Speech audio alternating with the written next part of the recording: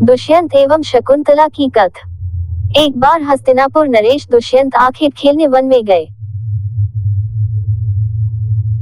जिस वन में वे शिकार के लिए गए थे उसी वन में कण्व ऋषि का आश्रम था।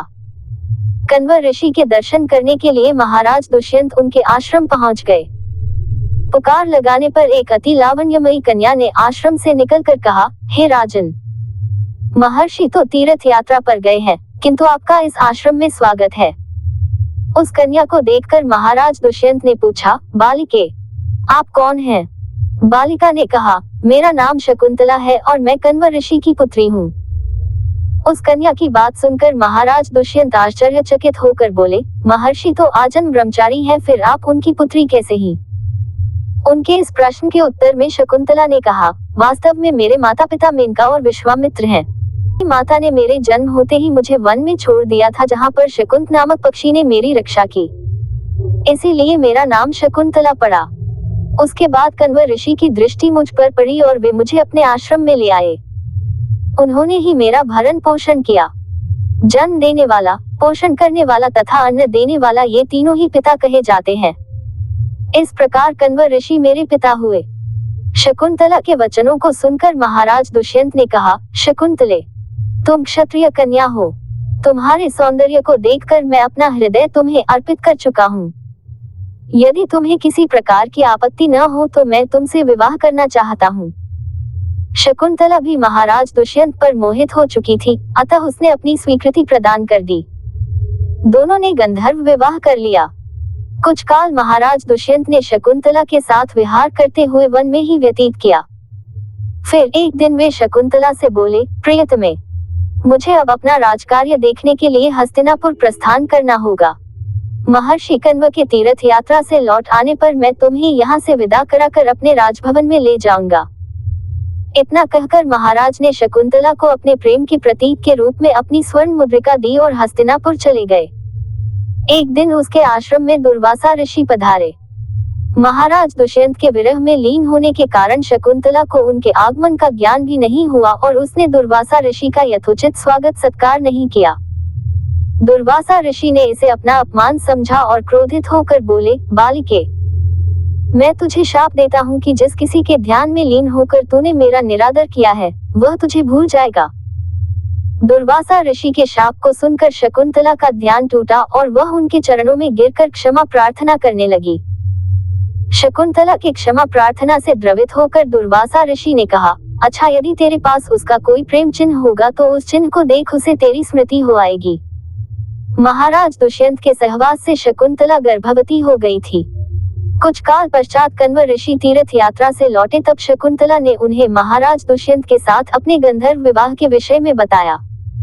इस पर महर्षि कण्व ने कहा, पुत्री, विवाहित कन्या का पिता के घर में रहना उचित नहीं है। अब तेरे पति का घर ही तेरा घर है। इतना कहकर महर्षि ने शकुंतला को अपने शिष्यों के साथ हस्तिनापुर भिजवा दिया। मार्ग में एक सरोवर में आचमन करते समय महाराज दुष्यंत की दी हुई शकुंतला की अंगूठी, जो कि प्रेम चिन्ह थी, सरोवर में ही गिर गई। उस अंगूठी को एक मछली निगल गई। महाराज दुष्यंत के पास पहुंचकर कण्व ऋषि के शिष्यों ने शकुंतला को उनके सामने खड़ी करके कहा, महाराज, शकुंतला आपकी पत्नी है, आप इसे स्वीकार करें। महाराज तो दुर्वासा ऋषि के शाप के कारण शकुंतला को विस्मृत कर चुके थे, अतः उन्होंने शकुंतला को स्वीकार नहीं किया और उस पर उल्टा होने का लांछन लगाने लगे।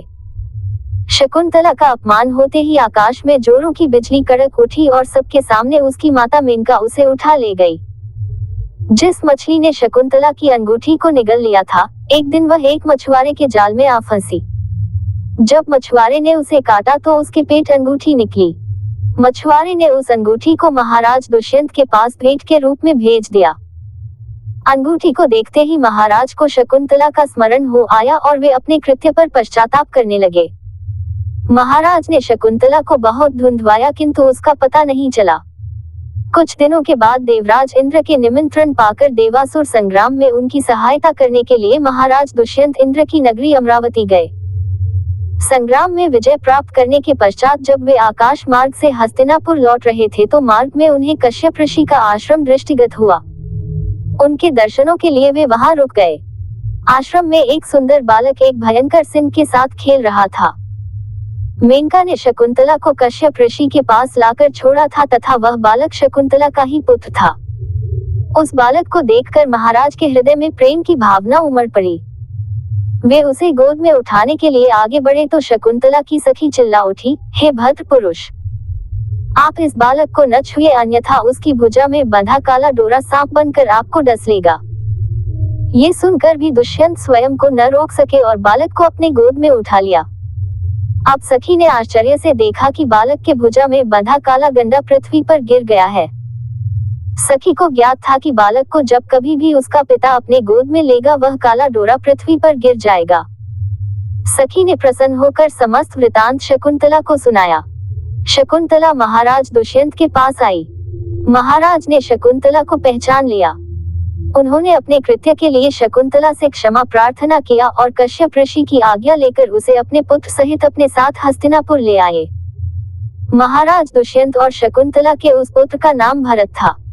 बाद में वे भरत महान प्रतापी सम्राट बने और उन्हीं के नाम पर हमारे देश का नाम भारतवर्ष हुआ।